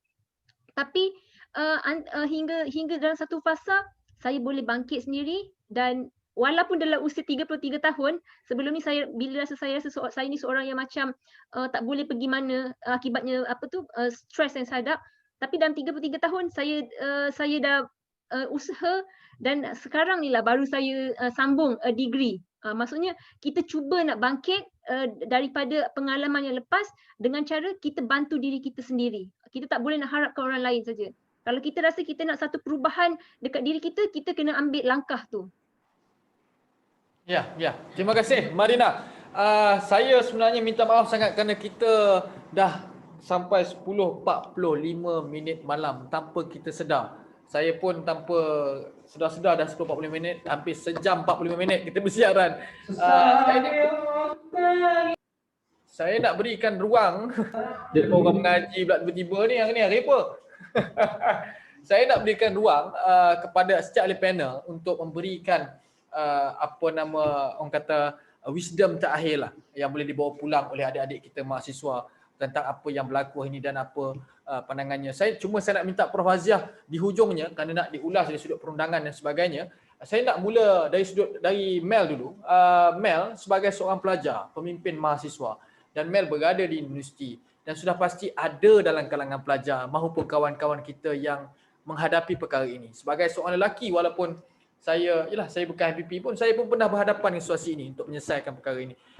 Apa yang boleh diperkatakan menjadi pedoman kepada saudara dan saudari kita, kawan-kawan kita yang menonton ini untuk dibawa pulang? Mel. Baik, sebenarnya bila kita baca chat-chat yang ada di dalam Zoom chat kat sini, kita baru tahu sebenarnya banyak sangat, bukan baru tahu tapi memang kita dah tahu dah kat luar sana, cuma benda tu tak diluahkan kepada kita. Macam malam ni ramai orang cakap, oh saya ada masalah ini, saya ada itu, saya ada experience ni. Jadi daripada konteks mahasiswa ataupun konteks orang muda yang mungkin sekarang ni sedang giat nak explore semua benda, yang sedang giat untuk tahu semua benda dan nak cuba benda baharu, tak kisahlah apa-apa pun, termasuklah perkara-perkara sedemikian rupa. Saya sentiasa mengingatkan kepada kawan-kawan, sekiranya anda belum, tak naklah cakap belum, tapi sekiranya anda bukan pemangsa ataupun bukan mangsa yang dilukai jiwanya, diberikan menghadapi situasi sedemikian rupa, jangan pernah untuk cuba. Bagi yang lelaki, sebab lelaki ni yang saya perasan lah, sebab if Marina pun ada pengalaman, macam saya tak ada pengalaman sedemikian rupa. Cuma saya dapat tengok bagaimana situasi sekeliling yang memang memperlihatkan bagaimana kaum lelaki ataupun kaum-kaum kita lah yang perempuan juga eager to know what is inside of that things, or apa sebenarnya sex education dan sebagainya, membuatkan mereka cuba untuk explore dan akhirnya terjerumus ke suatu perkara yang tidak baik itu. Jadi bagi pendapat saya pada zaman muda ini, yes, sex education is so much important untuk kita. That's why bila kita cakap sex education, orang kat luar sana macam, oh takkan kita nak belajar benda-benda macam ni dan praktikkan depan orang dan sebagainya. No, it's not about that kind of practicality, tapi bagaimana kita mengetahui apa yang baik dan buruk. Bagaimana kita memberitahu kepada adik-adik kita, sahabat-sahabat kita, family kita dan saudara mara kita apa sebenarnya yang boleh dipegang, apa sebenarnya yang perlu kita protect, apa sebenarnya yang tak boleh pun untuk kita sentuh pun dalam satu perbincangan contohnya. Jadi saya kira kita ni lah yang mana educated, yang berada di universiti dan sebagainya kena bersama-sama meningkatkan balik awareness ni, walaupun kita rasa kita bukanlah mangsa, walaupun kita rasa kita bukanlah tak ada berada dalam situasi tersebut, ayahku alim, abang aku dan sebagainya menjaga dan sebagainya. Tidak, kita tidak tahu apa yang akan berlaku akan datang. Jadi untuk yang mungkin berada dalam situasi yang kind of a very good situation dan sebagainya, saya rasa kita boleh sama-sama untuk menyemarakkan awareness ni dengan orang yang pernah terkena dan sebagainya, supaya kawan-kawan kita yang pernah terkena kat luar sana tu pun dia ada support system di belakang dan mereka tahu kita ada untuk mereka. Bagi orang yang pernah kena dan sentiasa mengalami trauma macam sahabat kita tadi, bagi saya satu saja, bila perkara jangan pernah senyapkan suara anda untuk bercerita ataupun maklumkan kepada mak, ayah, tak kisahlah siapa-siapa sahaja yang kita percaya, go ahead, talk about it. Jangan macam contohlah kalau kita kena sexual harassment, kalau tiba-tiba boyfriend panggil ajak untuk buat something yang buruk, kita diam, kita rasa macam takut dan sebagainya. No, you have to know that your limit. You have to put yourself something yang very special yang you je tahu you kena buat apa untuk diri you. But if you diam, benda tu akan makin menghantui you dan membuatkan you akan depressed dan sebagainya. We know how it akan happen in future. So saya harap memandangkan mental illness pun makin meninggi di Malaysia dan mental illness juga dijurus oleh antara perkara-perkara macam ni juga. So kita bendung dahulu. Sekiranya ada kawan-kawan kita yang mungkin dekat luar sana sangat depressed dengan perkara-perkara sedemikian rupa, tahu mereka di sexual harassment di public, di texting, banyak sekarang ni macam-macam sebab dunia tanpa sepadan. There's a lot of things. Even isu-isu yang berlaku sekarang pun kalau kita perasan hanya melalui social media saja. Ajak berjumpa, tak kenal dan tiba-tiba terjerumus kepada perkara yang tadi, yang tidak sepatutnya berlaku.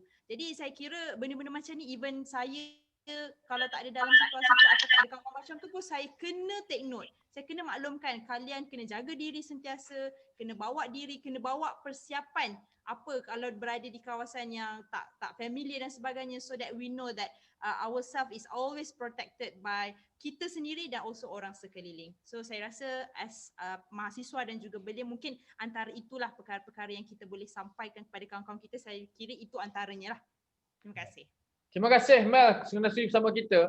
Saya terbaca tadi, kita ada masa ke ataupun kita memang sangat okey baik. Saya nak teruskan saya nak minta Marina mungkin boleh dalam masa seminit 30 saat ini mungkin boleh memberikan wisdom terakhir untuk dibawa pulang oleh adik-adik kita yang menonton hari ini. Okey. Saya rasa apa tu namanya kita tak kira lah lelaki ke perempuan ke, sebenarnya kita kena faham, especially sebenarnya lelaki lah bagi saya. Bila tak, maksudnya kadang-kadang ibu bapa ni dia hanya hanya macam ke arah anak perempuan. Jangan pakai ketat, jangan macam ni, jangan macam tu. Tapi kena ingat, kena nasihatkan anak lelaki juga. Okey, kena beritahu, rajin beritahu yang mana jangan sentuh anak orang sembarangan. Okey, jangan cuba. Kita kena nasihatkan. Sometimes perempuan ni dia jadi macam tu sebab dia percaya sangat pada lelaki. Dia bilanya janji-janji manis kan ditaburkan, so dia percaya. So lelaki dia kena faham, okey?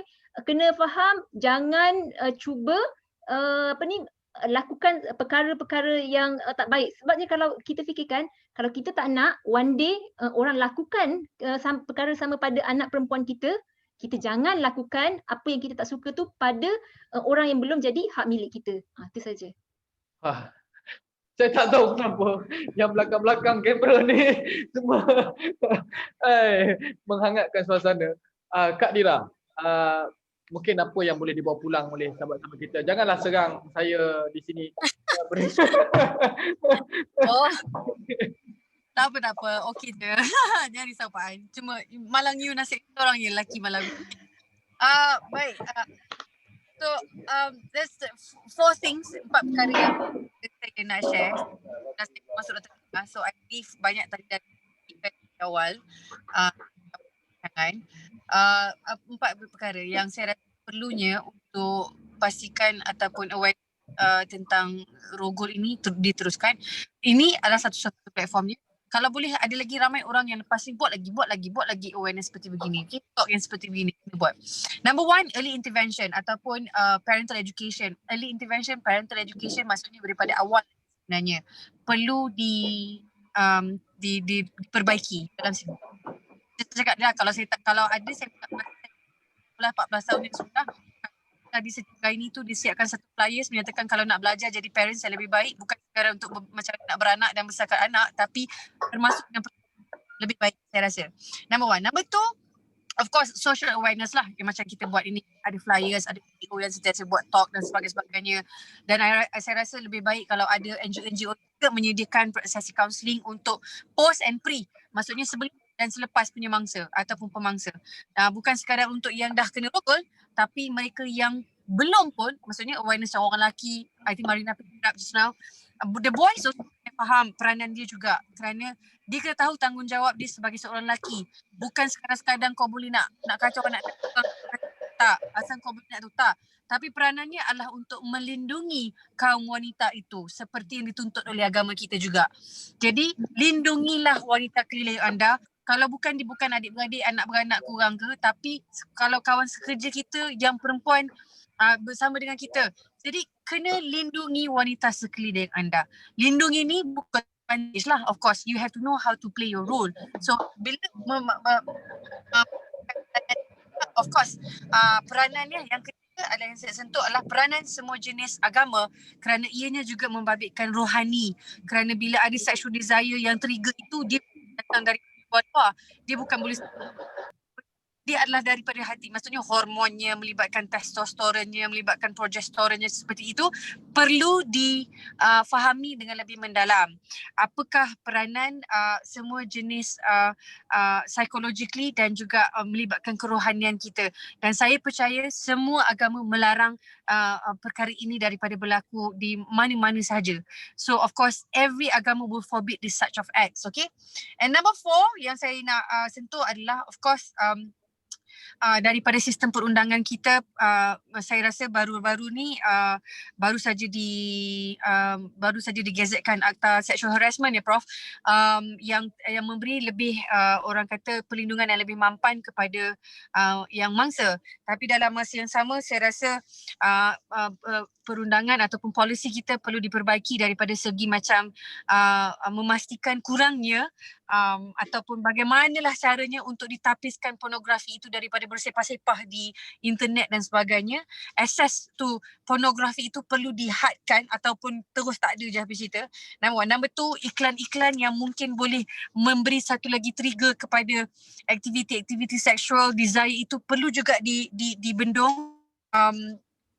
Dan juga penjualan barang-barang seks ataupun sex toys yang bertebaran di internet. Kalau tengok kat Shopee pun ada, dekat Lazada pun ada. Kadang-kadang saya bukan check pun, bukanlah saya cakap saya pernah Google dulu, tapi kadang-kadang di page-page tiba-tiba dia ada, you know, that kind of thing. Even sex toys yang tu pun dia ada sebenarnya. So I think that one also need to be, I don't know, allow it in a certain manners but do not put it in the public.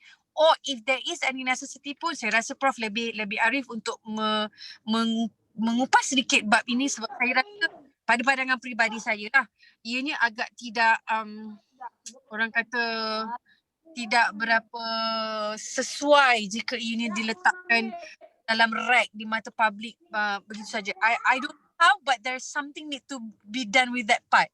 Penjualan sex toys ini yang agak tidak dikawal banyak sangat, dan kerana kadang-kadang dia itu dia ada dia jadi ini antara saya rasa kawalan perundangan polisi perundangan yang sepatutnya dilihat semula. Macam saya kata tadi, akses kepada pornografi dan sebagainya perlu juga dilihat selain daripada hukuman-hukuman yang telah ditetapkan kepada mereka-mereka yang merogol, pemangsa dan yang jadinya.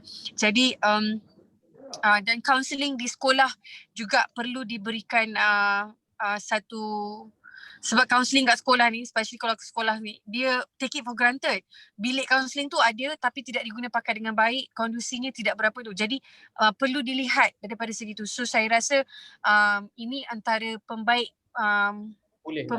yang mungkin kita semua sebagai masyarakat boleh create more awareness in terms of this to make sure that isu ini dimainkan peranan oleh semua orang. Semua orang perlu mainkan peranan keliling. Bukan sahaja orang yang dirogol dan merogol. Baik, itu saja. Terima kasih Kak Dira, terima kasih Mel, terima kasih Marina, dan yang terakhir Prof. Mungkin apa yang boleh dirangkumkan Prof daripada perbincangan kita hari ini yang mungkin boleh diperjelaskan atau boleh dibawa pulang oleh adik-adik kita yang menonton ni Prof. 2 minit atau 1 minit 30 saat kepada Prof untuk masa yang sangat pendek. But anyway, saya rasa saya nak jawab soalan tadilah, just to do a clarification. Isu dia kata kalau kanak-kanak yang dirogol, patutkah dia melakukan abortion. Sebenarnya pengguguran kandungan ini juga bahaya kepada kanak-kanak, ya. Jadi perlu ditimbangkan, dan di Malaysia undang-undangnya ialah kalau sudah melebihi trimester pertama itu yang 3 bulan masuk ke 4 bulan dan bayi itu sudah ada degup jantung dan sudah ada pergerakannya, maka dia adalah salah untuk menggugurkan kandungan. Kandungan hanya boleh digugurkan dengan nasihat doktor atas sebab kesihatan ibu. Jadi kalau yang mengandung itu seorang dan trauma melahirkan anak itu akan mengganggu kesihatan mentalnya, mungkin dengan 2 pakar memberikan pandangan mungkin pengguguran boleh dilakukan, tetapi pengguguran memang mana-mana hospital atau doktor pun tak akan lakukan kalau sudah lebih daripada 4 bulan kandungan. Itu saya rasa perlu jelaslah, dan janganlah cuba buat sendiri. Kalau berlaku kepada diri sendiri dan rasa macam tak tahu mana nak pergi, please go and see a doctor. Janganlah membuat pengguguran secara manual dan dengan mendengar cakap orang dan sebagainya. Sangat bahaya dan boleh menyebabkan kehilangan nyawa. Itu nasihat saya. Yang kedua ialah bagi saya kaunseling, isu rogol ni melibatkan, sebab saya kata tadi mangsanya boleh semuda 6 bulan bayi sampailah kepada orang yang dah umur 73 tahun. Itu data yang ada. Dan mungkin ada data-data yang lain. Jadi tua ke muda ke, dan tentunya dari segi kanak-kanak ini perlu ada satu sistem yang jelas, dan kita ada undang-undang untuk memastikan orang yang merogol kanak-kanak ini dihukum setimpal dengan apa yang dia lakukan.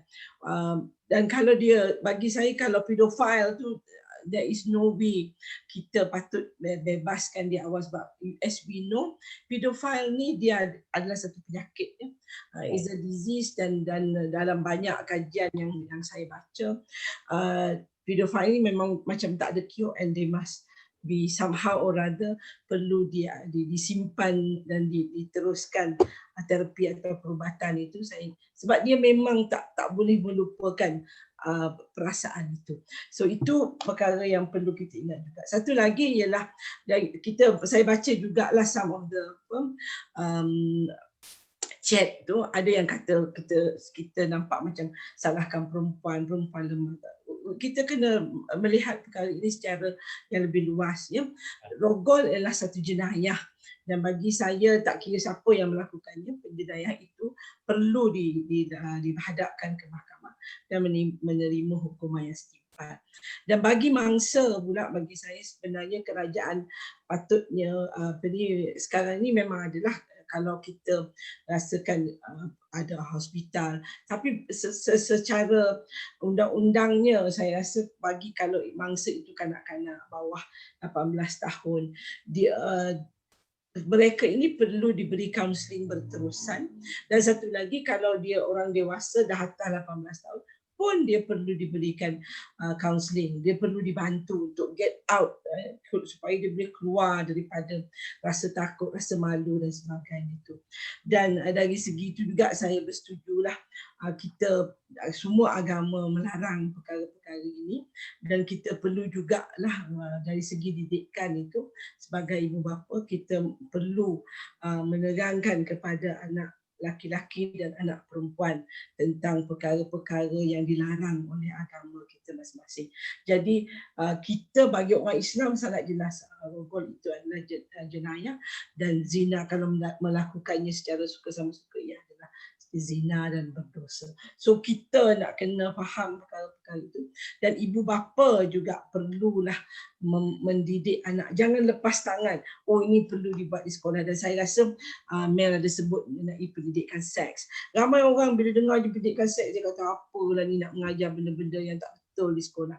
No, pendidikan seks bagi saya yang paling penting. Kalau dalam Islam dia bermula dengan taharah, dengan kebersihan, menjaga diri, bagaimana menjadi orang dewasa, menghargai diri sebagai wanita, dan kemudiannya kita kalau kita sendiri tidak menghargai diri kita, ramai kanak-kanak perempuan kata kenapalah aku jadi perempuan sebab tu dah mengandung and all that.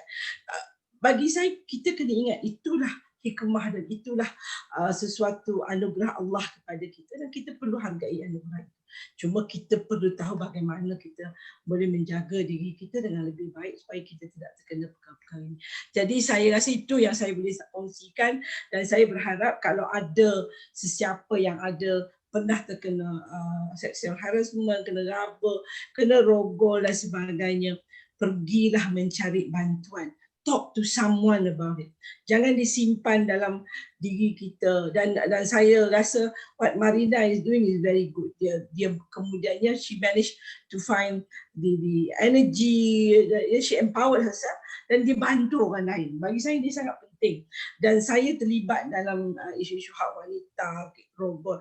I mean, I have been teaching in UKM for 35 years. Tahun lepas saya nak pencen dah. And I've been doing it since I started to work in UKM. And it's a passion, it's something that saya rasa kesian tengok. Dan saya tak berhenti di situ. Saya pergi ke penjara, bantu wanita-wanita yang ada dalam penjara, dan kebanyakan mereka juga mangsa dalam kehidupan mereka. Dan kalau kita tak bantu mereka, siapa nak bantu mereka? Mereka lah wanita yang dipinggirkan kerana berada dalam penjara, kerana desakan hidup dan sebagainya. So bagi saya sebagai pelajar, sebagai mahasiswa, mesti ada passion in certain things. Kamu boleh menganjurkan program seperti ini. I think I agree. Kita tak boleh berhenti mengadakan awareness campaign supaya orang tahu apa dia rogol dan bagaimana membantu mangsa rogol. Baik, terima kasih. Terima kasih kepada Profesor Datuk Nur Aziah awal, bekas pensyarah saya, bekas TNC HEPA saya, dan hari ini berada sebagai Suruhjaya hak kanak-kanak Suhakam. Terima kasih kepada Mel, Syamilia, pemimpin mahasiswa daripada UiTM, dan finalis Ratu Hijabista. Terima kasih Marina, seorang aktivis politik dan juga seorang ahli NGO, dan juga Kak Dira. Terima kasih walaupun kepadatan hari ini tetap bersama kita. Dan akhirnya saya nak jemput seorang pelajar kita dari Najihah Abdul Razak yang baru ni melancarkan kempen LSW. Saya pun tanya LSW ni apa? Saya mungkin nak berikan ruang supaya kempen ini dapat digerakkan secara mass supaya semua kalangan civil society, masyarakat tanpa mengira dia adalah orang politik ataupun NGO, untuk merasakan kepentingan kita untuk melihat isu ini, sama ada kita lelaki ataupun perempuan, kita mempunyai tanggungjawab bersama. Mungkin Jihah, saya beri ruang kepada Jihah, apa yang Jihah buat ni? Okey, Assalamualaikum warahmatullahi wabarakatuh dan salam sejahtera kepada saudara Farhan Khairudin, rekan yang cukup saya hormati, para panel yang cukup hebat pada malam ni, dan sahabat-sahabat dari Universiti Serata Malaysia, ada UPM, ada UNIMAP, saya tengok tadi, dan pelbagai lagi lah. Okey, baiklah, thank you so much Abang Farhan di atas peluang, dan thank you kepada Melaya TV, terutamanya TikTok, kerana memberi peluang kepada saya untuk menerangkan apa itu LSW yang saya dah lancarkan bersama beberapa kawan saya melalui inisiatif Pertubuhan Mahasiswa UMNO Malaysia. InsyaAllah saya cuba terangkan. Okey, kempen ni telah dilancarkan oleh saya dan sahabat-sahabat dan tim Mahasiswa UMNO Malaysia pada 4 hari bulan 12 Jumaat yang lalu, membawa kempen itu sebagai kempen kesedaran, lindungi dan sayangi wanita. #LSW. Dan kempen ni kita buat sebab kita tahu, kita sedar ramai dah wanita-wanita jadi mangsa orang kata apa, kemuliaan dan kehormatan wanita ni. Banyak dah isu-isu berkaitan benda ni dan kita tak boleh nak duduk diam. Ya, saya bukan mangsa tapi benda ni perlu diperluaskan. Kempen ni perlu diadakan untuk masyarakat sedar, masyarakat daripada pelbagai lapisan lah, tak kira sama ada lelaki atau perempuan, perlu sedar benda ni adalah benda yang salah dan perlu untuk kita bendung sama-sama. Mungkin kita tak boleh nak sifakan kes-kes tu, tapi kita perlu ada satu inisiatif untuk bantu mereka supaya kita tak dorang tak rasa dorang yang mangsa ni just stand alone ke apa ke tak. Kita masyarakat perlu bantu, tak kisahlah dengan apa cara sekalipun. InsyaAllah semoga ianya bermanfaat. Dan kita juga saudara, untuk pengetahuan saudara moderator dan panel-panel semua, kita memandang kempen ni secara jauh. Mungkin lepas ni sedang dirancang untuk adakan beberapa inisiatif lah, seperti kita tubuhkan satu task force untuk membantu mangsa-mangsa dan sebagainya. Kita wujudkan talian hotline untuk mereka hubungi jika mereka menjadi mangsa, dan kita bawa benda ni sampai ke peringkat universiti insyaAllah untuk kita dekatkan lagi mereka ni. Sebab apa? Kadang-kadang yang jadi mangsa ni diorang tak tahu diorang nak telefon siapa. Kadang-kadang ada yang macam mana pelajar-pelajar nak akses kepada kempen ni je? Okay, first kita dah lancarkan sebelum ni, ada poster dan sebagainya. Kita boleh dengan cara yang sangat mudah, pelajar-pelajar insyaAllah ambil satu kertas ataupun tulislah dekat mana-mana, tulis #lindungi sayangi wanita ataupun LSW, dan post, ambil gambar dan post dan tag kami di Mahasiswa UMNO dan ya, perluaskan. InsyaAllah melalui tulisan tu insyaAllah kita akan bagi kesedaran kepada masyarakat daripada pelbagai lapisan. InsyaAllah. Baik, terima kasih. Jiha, terima kasih kepada semua panel. Jam menunjukkan 11:10. Isteri saya baru saja WhatsApp, bang betul ke ni forum sampai pukul 11? Takut nanti isu wanita saya pula keluar mengadu kat Prof. Baik, terima kasih semua. Saya minta maaf atas apa juga kekurangan daripada kita dan pasukan. Sebelum kita habis hari ini, forum kita hari ini, saya cakap terima kasih sekali lagi kepada Marina, terima kasih kepada Mel, terima kasih kepada Prof, terima kasih kepada Kak Dira, terima kasih kepada semua mahasiswa menyertai kita.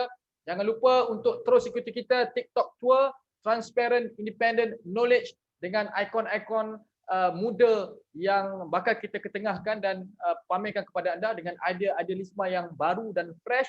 Serta jangan lupa untuk follow kita di Malaya Voice dan Malaysian Youth Activist di Instagram. Terima kasih. Assalamualaikum Malaysia.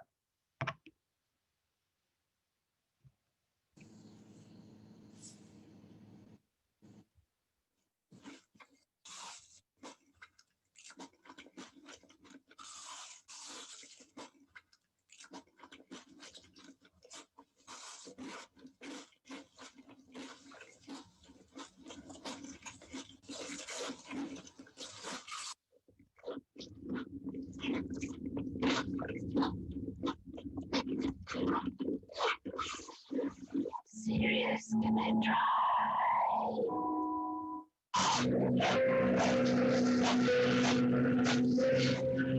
Serious, can I try?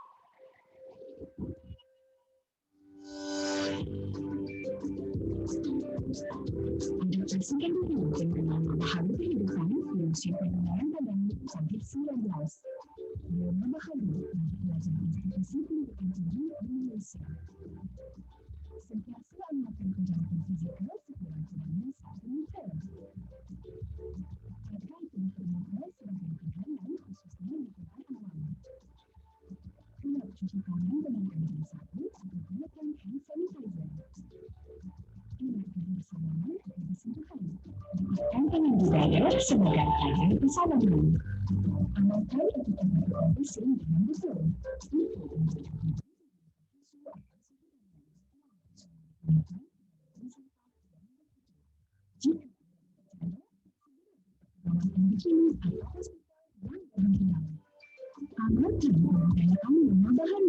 Bersama kita mampu memutuskan bahaya penularan COVID-19.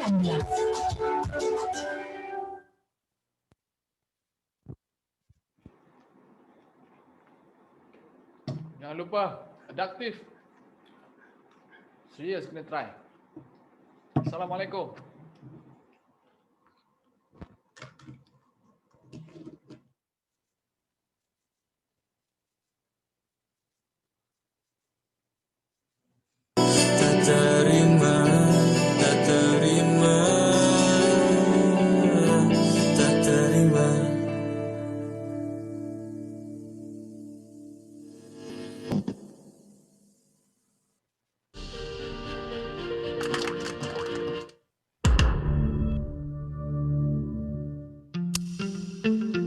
너한테 말하고 싶었어.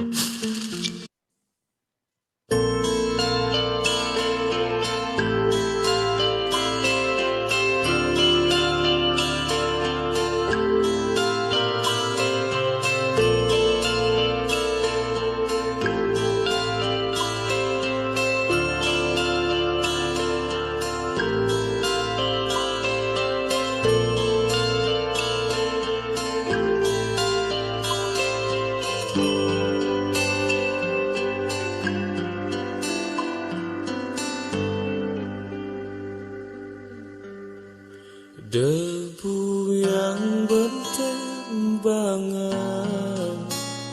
merusak penglihatanku, membungkus peran fikirku.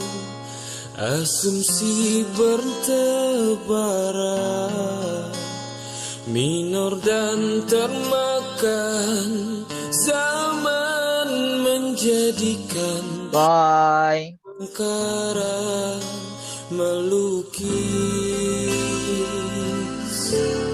awan di tengah malam, hujan datang, malam tenang. Ajarkan ku untuk faham, menyelam dalam peranmu, agar takkan terkotakkan ironi. Kosong tak terbantahkan, hujan datang, malam tenang. Kita teman satu zaman.